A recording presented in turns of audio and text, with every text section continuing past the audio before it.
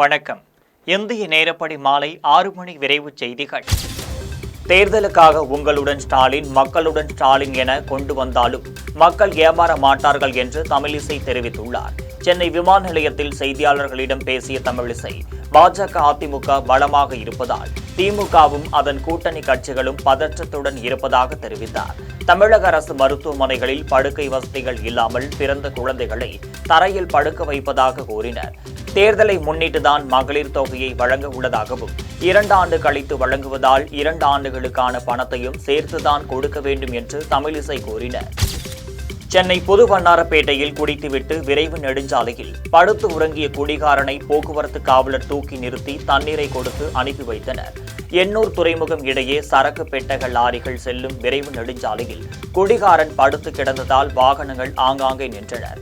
இதை அறிந்த போக்குவரத்து காவலர் பதறி போய் குடிகாரனை தூக்கி வந்து சாலையின் ஓரத்தில் வைத்தார். விசாரணையில் அவர் பெயர் அக்பர் என்றும், புது வண்ணாரப்பேட்டையைச் சேர்ந்த அவர் வீட்டில் மனைவியுடன் சண்டை போட்டுவிட்டு குடிபோதையில் சாலையில் விழுந்ததும் தெரியவந்தது. இதனை அடுத்து அவருக்கு தண்ணீர் வாங்கி கொடுத்து பத்திரமாக அனுப்பி வைத்தனர்.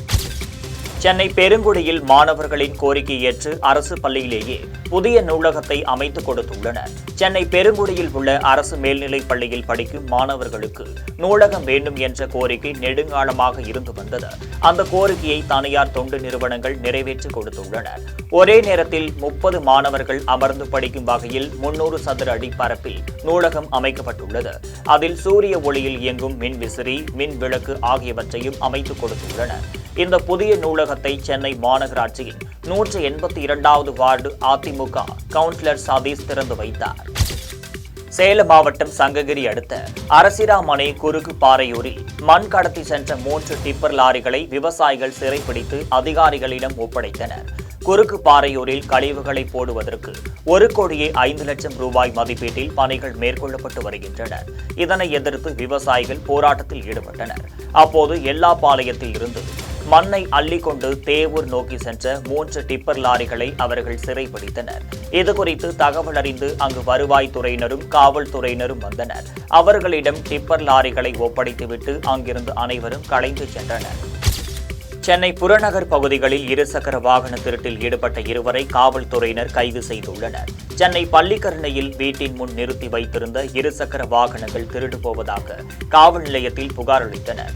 இதுகுறித்து வழக்கு பதிந்த காவல்துறையினர் கண்காணிப்பு கேமராவில் பதிவான காட்சிகளை ஆய்வு செய்தனர். அதன் அடிப்படையில் பள்ளிக்கரணையைச் சேர்ந்த ஆனந்த், அவரது மனைவியின் தங்கை ஜெயலட்சுமி ஆகிய 2வரையும் கைது செய்தனர். திருடிய வாகனங்களை குறைந்த விலைக்கு விற்று அதில் வரும் பணத்தை வைத்து உல்லாச வாழ்க்கை வாழ்ந்து வந்ததாக விசாரணையில் தெரிவித்துள்ளனர். ஆனந்த், ஜெயலட்சுமி ஆகியோரிடம் இருந்து ஒரு டியோ ஸ்கூட்டரையும் 2 மிதிவண்டிகளையும் பறிமுதல் செய்தனர். 2வரையும் நீதிமன்றத்தில் நிறுத்தி சிறையில் அடைத்தனர். கோவையில் பேருந்தை முந்தி சென்ற கார் இருசக்கர வாகனங்கள் மீது மோதியதில் 2 இளைஞர்கள் படுகாயமடைந்தனர். இந்த விபத்தின் சிசிடிவி காட்சிகள் வெளியாகியுள்ளன.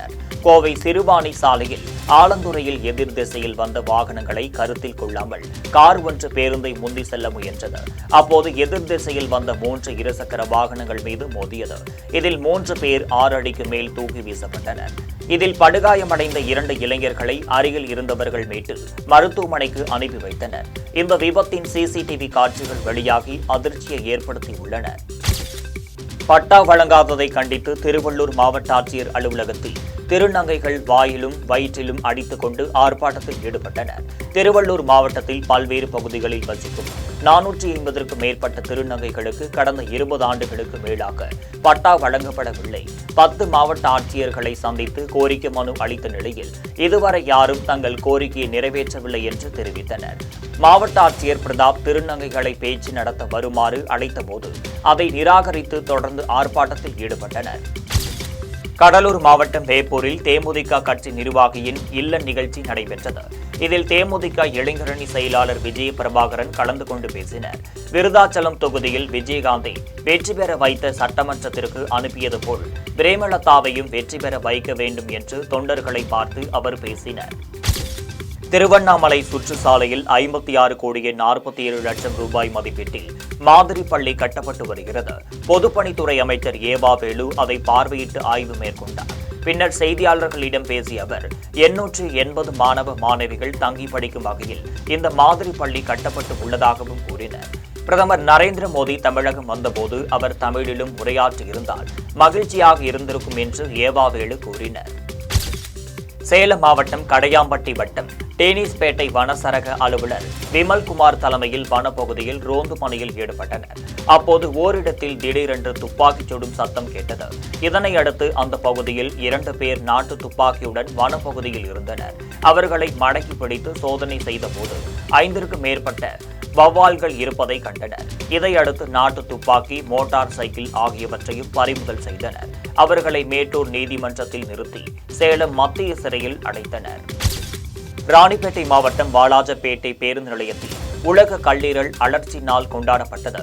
உடற்பயிற்சி, போதைக்கு அடிமையாகாமல் பாதுகாப்பான வாழ்வை வாழ்வது போன்றவற்றை வலியுறுத்தி விழிப்புணர்வு ஊர்வலம் நடைபெற்றது. ஜீவன் லைஃப் கேர் மருத்துவமனை இயக்குநர் அச்சுதன், அரசு கூடுதல் குற்றவியல் வழக்கறிஞர் ஜெயக்குமார், காவல் ஆய்வாளர் சாலமன் ராஜா ஆகியோர் இந்த ஊர்வலத்தை கொடியசைத்து தொடங்கி வைத்தனர்.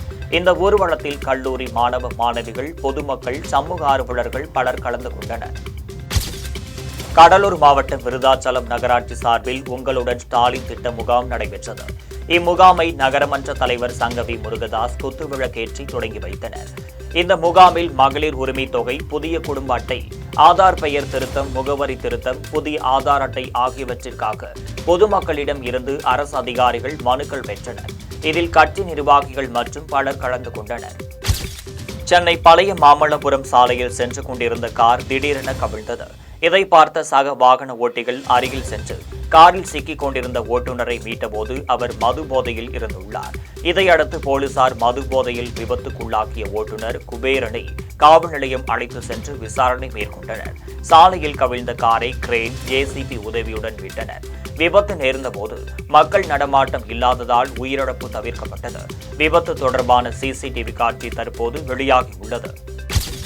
தென்காசி மாவட்டம் கடையம் அருகே கடனா நதி அணைக்கு மேல்புறம் அத்திரிமலையில் வரலாற்று சிறப்புமிக்க சிவபெருமான் கோவில் உள்ளது. இந்த அத்திரிமலையை சடைமலை என பெயர் மாற்றம் செய்து சிலர் குழப்பத்தை ஏற்படுத்துவதாக கூறப்படுகிறது. அவர்கள் மீது நடவடிக்கை எடுக்க வலியுறுத்தி இந்து அமைப்பைச் சேர்ந்தவர்கள் தென்காசி மாவட்ட ஆட்சியரிடம் புகார் அளித்தனர். இந்த புகாரினை பெற்றுக்கொண்ட மாவட்ட ஆட்சியர் இது தொடர்பாக விசாரணை நடத்தி நடவடிக்கை எடுப்பதாக உறுதியளித்தார். தென்காசி மாவட்டம் தென்காசி தாலுகா கடையம் ஒன்றியத்தில் உள்ள அத்திரிமலையை சடைமலை என பெயர் மாற்றம் செய்து மோசடி நடைபெற்று கொண்டிருக்கிறது.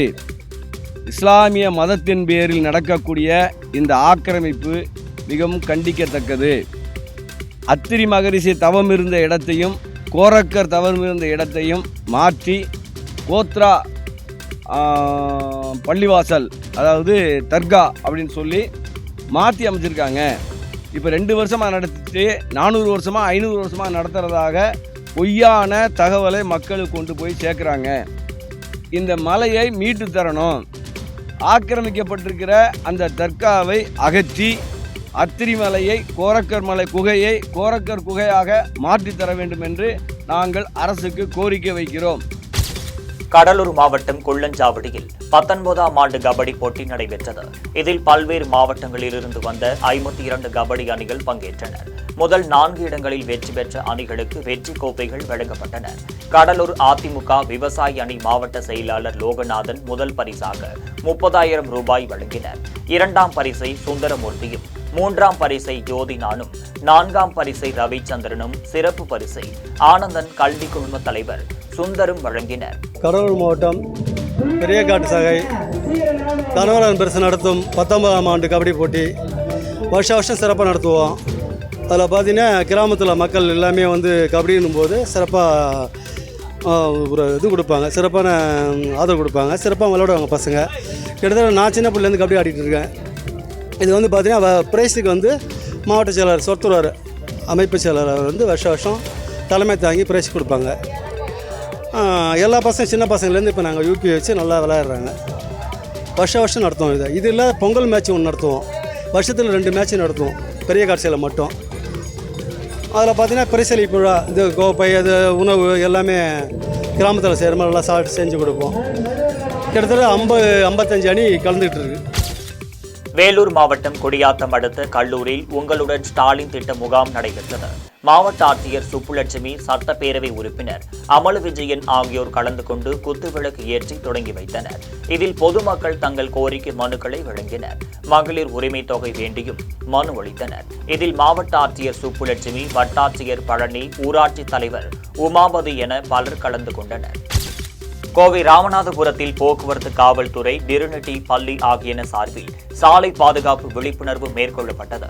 இதில் பள்ளி மாணவர்கள் தத்ரூபமாக நடனமாடியும் எதனால் விபத்து ஏற்படுகிறது என்பதை நடித்து காட்டியும் அசத்தினர். இதனையடுத்து போக்குவரத்து விதியை கடைபிடிக்க வேண்டும் என்பதை மாணவர்கள் வலியுறுத்தினர். தஞ்சாவூர் மாவட்டத்தில் கல்லூரி கல்வி இணை இயக்குநர் அலுவலகம் முன்பு பல்கலைக்கழக ஆசிரியர்கள் சங்கம், மதுரை காமராஜ், மனோன்மணியம் சுந்தரனார், அன்னை தெரசா, அழகப்பா பல்கலைக்கழக ஆசிரியர்கள் சங்கம் சார்பில் ஆர்ப்பாட்டம் நடைபெற்றது. இந்த ஆர்ப்பாட்டத்தில் அரசு உதவி பெறும் கல்லூரி ஆசிரியர்களுக்கு பணி மேம்பாடு ஊதியம், நிலுவைத் தொகை ஆகியவற்றை உடனடியாக வழங்க வேண்டும் என்று வலியுறுத்தப்பட்டது. பேராசிரியர் பதவிக்கான கல்லூரி கல்வி இயக்குநரின் செயல்முறை ஆணையை உடனடியாக வழங்க வேண்டும், பழைய ஓய்வூதிய திட்டத்தை நடைமுறைப்படுத்த வேண்டும் என்று வலியுறுத்தி பேராசிரியர்கள் ஆர்ப்பாட்டத்தில் ஈடுபட்டனர். புதுச்சேரி வேல்ராம்பட்டியில் புதிய சமுதாய நலக்கூடத்தின் சிறப்பு விழா நடைபெற்றது. சட்டமன்ற உறுப்பினர் சம்பத் முன்னிலையில் முதலமைச்சர் ரங்கசாமி, சபாநாயகர் செல்வம் ஆகியோர் புதிய சமுதாய நலக்கூடத்தை திறந்து வைத்தனர். விழாவில் பேசிய முதலமைச்சர் ரங்கசாமி, அனைத்து மக்களும் பயன்படும் வகையில் புதுச்சேரி அரசால் நலத்திட்டங்கள் செயல்படுத்தப்பட்டு வருவதாக தெரிவித்தார். இந்நிகழ்ச்சியில் தலைமை செயலர் சரத் சௌகான், ஆதி திராவிடர் நலத்துறை செயலர் முத்தம்மா, இயக்குனர் இளங்கோவன், மேலாண்மை இயக்குனர் சிவகுமார், செயற்பொறியாளர் பக்வசலம் ஆகியோர் கலந்து கொண்டனர். புதுச்சேரி இளங்கோ நகர் புதுப்பாளையம் பகுதியில் வரும் குடிநீர் குடிக்க முடியாத நிலையில் உள்ளதாக அப்பகுதி மக்கள் வேதனை தெரிவிக்கின்றனர். இதனால் 3,87,00,000 ரூபாய் மதிப்பீட்டில் மேல்நிலை நீர்த்தேக்க தொட்டி அருகில் உவர் நீர் சுத்திகரிப்பு நிலையம் அமைக்கும் பணிக்கு பூமி பூஜை நடைபெற்றது. புதுச்சேரி முதலமைச்சர் ரங்கசாமி அவர்கள் தலைமையிலும் பொதுப்பணித்துறை அமைச்சர் லட்சுமி நாராயணன் முன்னிலையிலும் பூமி பூஜை நடைபெற்றது. கோவையில் ஆகஸ்ட் முதல் நாளில் அக்யூஸ்ட் படம் வெளியாக உள்ளது. பிரபு ஸ்ரீனிவாஸ் இயக்கத்தில் உருவாக்கியுள்ள அக்யூஸ்ட் திரைப்படத்தில் உதயா, அஜ்மல், யோகி பாபு, ஜான்விகா, பிரபாகர், டானி, சுபத்ரா உள்ளிட்ட பலர் நடித்துள்ளனர். இயக்குனர் பிரபு ஸ்ரீனிவாஸ் நடிகர்கள் மற்றும் நடிகைகள் செய்தியாளர்களிடம் பேசினர். ஆக்சன் ஃபேமிலி என்டர்டெய்னராக தயாராக இருக்கும் திரைப்படம் திரை ரசிகர்களுக்கு நல்ல விருந்தாக அமையும் என்றும், இப்படத்தில் நடிகர் உதயாவின் கடுமையான உழைப்பை பார்க்க முடியும் என்றும் இயக்குனர் தெரிவித்தார். இதனைத் தொடர்ந்து அக்யூஸ்ட் படத்தில் நல்ல ஒரு கண்டென்ட் இருப்பதாகவும், இது திரை ரசிகர்களை நிச்சயம் கவரும் என நம்பிக்கை தெரிவித்தனர். தென்காசி மாவட்டத்தில் வருவாய்த்துறையின் மூலம் நடைபெற்று வரும் வளர்ச்சி திட்ட பணிகள் குறித்து மாவட்ட ஆட்சியர் கமல் கிஷோர் நேரடியாக பார்வையிட்டு ஆய்வு மேற்கொண்டார். பாட்டாக்குறிச்சியில் அமைந்துள்ள மாவட்ட விளையாட்டு மைதானம் மற்றும் அலுவலகத்தை பார்வையிட்டு ஆய்வு செய்தார். 1500 பேர் அமர்ந்து பார்க்கக்கூடிய கேலரி மற்றும் உள் விளையாட்டு அரங்கங்கள் உள்ளிட்டவைகளை ஆய்வு செய்தார். தொடர்ந்து குத்துக்கள் வலசையில் தொழில் முனைவோர் மேம்பாட்டு திட்டத்தின் கீழ் பயனாளி அமைத்த குளிர்பதன கிடங்கினை பார்வையிட்டார். இந்த ஆய்வின் போது அரசு அலுவலர்கள் மற்றும் பயனாளிகள் பலர் கலந்து கொண்டனர். தஞ்சாவூரில் திமுக அலுவலகமான கலைஞர் அறிவாலயம் அமைந்துள்ளது. 2010ஆம் ஆண்டு திமுக தலைவர் கருணாநிதி இந்த அலுவலகத்தை திறந்து வைத்தார். இந்த அலுவலகம் மறைந்த பொதுச் செயலாளர் அன்பழகன் பெயரில் உள்ளது. இந்த நிலையில் அறிவாலயம் திறக்கப்பட்ட 2010ஆம் ஆண்டு முதல் 2025 வரையிலான சொத்து வரி, கழிவுநீர் கட்டணம் 34,46,396 ரூபாய் வரி செலுத்தவில்லை என கூறப்படுகிறது. இதுகுறித்து மாநகராட்சி தனது இணையதளத்தில் பதிவேற்றம் செய்துள்ளது. வேலூர் மாவட்டம் வெட்டுவான மக்கள் ஆட்சியர் சுப்புலட்சுமியை சந்தித்து மனு அளித்தனர். அந்த மனுவில் வெட்டுவானத்தில் சென்னை பெங்களூரு தேசிய நெடுஞ்சாலையில் பெரிய மேம்பாலம் கட்டப்பட்டு வருவதாக குறிப்பிட்டுள்ளனர். உள்ளூர் மக்கள் சாலையை கடக்க முடியாத நிலை உள்ளதாகவும், இதனால் சிறிய மேம்பாலம் அமைத்து தந்து மக்கள் சாலையை கடக்க உதவி புரிய வேண்டும் என்று கோரிக்கை உள்ளனர். பெரிய பாலம் 3 கிலோமீட்டர் தூரம் உள்ளதால் சுற்றி வருவதில் சிரமம் உள்ளதாகவும் குறிப்பிட்டுள்ளனர். செங்கல்பட்டு மாவட்டம் அச்சிறுபாக்கம் ஆர்த்தீஸ்வரர் கோவிலில் ஆடிப்புற விழாவையொட்டி இளங்கிளி அம்மனுக்கு வளைகாப்பு விழா நடைபெற்றது. அச்சிறுபாக்கம் இளங்கிளி அம்மன் உடனுரை ஆர்த்தீஸ்வரர் கோவிலில் ஆடிப்புற விழாவையொட்டி அம்மன் சன்னதி முழுவதும் வண்ண விளக்குகளாலும் வளையல்களாலும் அலங்கரிக்கப்பட்டு இருந்தது. ஆர்த்தீஸ்வரர், உமையாற்றீஸ்வரர், இளங்கிளி அம்மன் ஆகியோருக்கு சிறப்பு அபிஷேக அலங்காரம் ஆராதனை நடைபெற்றது. மாலை இளங்கிளி அம்மனுக்கு வளைகாப்பு விழா நடைபெற்றது. விநாயகர் ஆலயத்திலிருந்து ஏராளமான பக்தர்கள் சீர்வரிசை பொருட்களுடன் ஊர்வலமாக சென்று அம்மனுக்கு வளையல் அணிவித்தனர். வேலூர் மாவட்டம் குடியாத்தம் படவேட்டு எல்லையம்மன் கோவிலில் 1.5 லட்சத்து வளையல்களை கொண்டு அம்மனுக்கு அலங்காரம் செய்யப்பட்டது. ஆடிப்பூரத்தையொட்டி மூலவர் அம்மனுக்கு அபிஷேக ஆராதனைகள் நடைபெற்றன. மூலவருக்கு அர்த்த நாரீஸ்வரர் அலங்காரம் செய்யப்பட்டிருந்தது. வளையல்களால் அலங்கரிக்கப்பட்ட அம்மனை பக்தர்கள் வழிபட்டனர். நிகழ்ச்சிக்கான ஏற்பாடுகளை கோவில் செயல் அலுவலர் சண்முகம், அறங்காவலர் குழு தலைவர் விட்டல், அறங்காவலர்கள் சுரேஷ் பாபு, திபா மொகிலீஸ்வரர் ஆகியோர் செய்திருந்தனர். கடலூர் மாவட்டம் விருத்தாச்சலம் விருத்தகிரீஸ்வரர் ஆலயத்தில் ஆடிப்புற திருக்கல்யாணம் சிறப்பாக நடைபெற்றது. விருத்தாச்சலம் விருதாம்பிகை பாலாம்பிகை உடனுரை விருத்தகிரீஸ்வரர் கோவிலில் இன்று அதிகாலை பிரம்ம முகூர்த்தத்தில் திருக்கல்யாணம் நடைபெற்றது. இதில் மணமகன் வீட்டார் சார்பில் வருவாய்த்துறையினரும் மணமகள் வீட்டார் சார்பில் பொதுப்பணித்துறையினரும் கலந்து கொண்டு மாங்கல்ய தாரணம் செய்து வைத்தனர். இதில் 1000த்திற்கும் மேற்பட்ட பக்தர்கள் கலந்து கொண்டு தரிசனம் மேற்கொண்டனர். திருப்பத்தூர் மாவட்டம் வாணியம்பாடி அங்காளம்மன் ஆலயத்தில் 6ஆம் ஆண்டு திருவாடி பூரணம் பூஜை நடைபெற்றது. பூஜையை முன்னிட்டு அம்மனுக்கு வளைகாப்பு நடந்தது. பின்னர் கோவில் நிர்வாகத்தினர் வளையல்கள் மற்றும் நலுங்கு பொருட்கள் எடுத்து பிரகாரத்தை சுற்றி வந்தனர். பின்னர் கர்ப்பிணி பெண்களுக்கு நலுங்கு வைக்கப்பட்டது. அதன் பின்னர் அங்காளி அம்மனுக்கு அபிஷேக ஆராதனைகள், ஊஞ்சல் சேவை ஆகியவை நடைபெற்றன. சேலம் மாவட்டம் கெங்கவள்ளி அங்காள பரமேஸ்வரி கோவிலில் ஆடிப்பூரத்தை முன்னிட்டு அம்மனுக்கு வளைகாப்பு விழா நடைபெற்றது. இதில் 500 டஜன் வளையல்களால் அம்மனுக்கு அலங்காரம் செய்யப்பட்டது. மேலும் திருமணமாகாத பெண்கள் திருமண தடை நீங்க வேண்டியும், குழந்தை இல்லாத பெண்கள் குழந்தை வர வேண்டியும் வளையல்கள் அணிவித்து பூஜையில் பங்கேற்றனர். இந்நிகழ்ச்சியில் கெங்கவள்ளி பர்வத ராஜகுல மீனவர் மகளிர் அணி சார்பில் நடைபெற்றது. திருவண்ணாமலை மாவட்டம் மங்களம் சதுர்வேத சோமநாத ஈஸ்வரர் ஆலயத்தில் ஆடிப்பூரத்தையொட்டி வளைகாப்பு மற்றும் குத்துவிளக்கு பூஜை நடைபெற்றது. இதில் மணமாகாத பெண்கள் திருமணம் தடை நீங்க வேண்டியும், மணமான பெண்கள் குழந்தை வரம் வேண்டியும் கலந்து கொண்டனர். இதில் ஏராளமான பெண்கள் கலந்து கொண்டு சாமி தரிசனம் செய்தனர். விழுப்புரம் மாவட்டம் செஞ்சி அடுத்த மேலச்சேரி பகுதி சிறுவாடி காப்பு காட்டில் உள்ள தீப்பாஞ்சாகி அம்மனுக்கு பொங்கல் வைத்து பூஜை நடைபெற்றது. இதில் மன்னார் ராஜா தேசிங்க பெற்றோர்கள் சொரூப் சிங், ராம்பாய் ஆகியோரின் தகன மேடையாக கருதி இன்றளவும் ராஜா தேசிங்கு வம்சாவளியினர் தீப்பாஞ்சாயி அம்மன் மற்றும் சதிகள்ளுக்கு பொங்கல் வைத்து பூஜை செய்து வழிபட்டு வருகின்றனர். பூஜையில் ராஜா தேசிங் ராஜ்புத், பொந்தில் சேனா அமைப்பினர் மற்றும் பல்வேறு ஊர் மக்கள் கலந்து கொண்டு வழிபட்டனர். கடலூர் மாவட்டம் புவனகிரி அருகே கீரப்பாளையம் அங்காள பரமேஸ்வரி அம்மன் ஆலயத்தில் ஆடிப்பூரத்தை முன்னிட்டு அம்மனுக்கு சிறப்பு வளையல் அலங்காரம் நடைபெற்றது. இதில் அம்மனுக்கு பல்வேறு வாசனை திரவியங்களால் சிறப்பு அபிஷேகம் செய்தனர். இதையடுத்து வளையல்கள் கொண்டு அம்மன் அலங்கரித்தனர். கலவை சாதங்கள் நைவேத்தியம் செய்து மகா தீபார்த்தனை காண்பிக்கப்பட்டது. இதைத் தொடர்ந்து பக்தர்களுக்கு பிரசாதம் மற்றும் அன்னதானம் வழங்கினர். இந்நிகழ்ச்சியில் ஏராளமான பொதுமக்கள் கலந்து கொண்டு அம்மனை வழிபட்டனர். கடலூர் மாவட்டம் காட்டுமன்னார் கோவில் அருகே ரெட்டியூர் நவசக்தி மாரியம்மன் கோவிலில் தீமிதி திருவிழா சிறப்பாக நடைபெற்றது. இதில் மாரியம்மனுக்கு அபிஷேகம் மற்றும் மலர் மாலைகள் அலங்காரம் செய்து தீக்குண்டத்தில் முன் வீற்றிருக்க செய்தனர். பின்னர் நீர்நிலைக்கு பூங்கரகம் எடுத்து பூசாரிகள் தலையில் சுமந்து வந்தனர். இதையடுத்து தீக்குண்டத்தில் இறங்கிய பக்தர்கள் அனைவரும் தீமிதித்து நேர்த்தி கடனை நிறைவேற்றினர். திருவண்ணாமலை மாவட்டம் செங்கம் ருக்மணி சத்தியபாமா உடனுரை வேணுகோபால் பார்த்தசாரதி பெருமாள் கோவிலில் மருத்துவ குல சமூகம் சார்ந்து ஆடிப்பூர்ண திருவிழா நடைபெற்றது. விநாயகர் ஆலயத்திலிருந்து முக்கிய சாலை மற்றும் வீதிகள் வழியாக பால்குடம் எடுத்துக்கொண்டு ஏராளமான பெண்கள் ஆலயம் நோக்கி சென்றனர். ஆலயத்தில் ஆண்டாள் சன்னதியில் உள்ள அம்மனுக்கு பால் அபிஷேகம் செய்து வழிபட்டு பால் பிரசாதம் பெற்று சென்றனர்.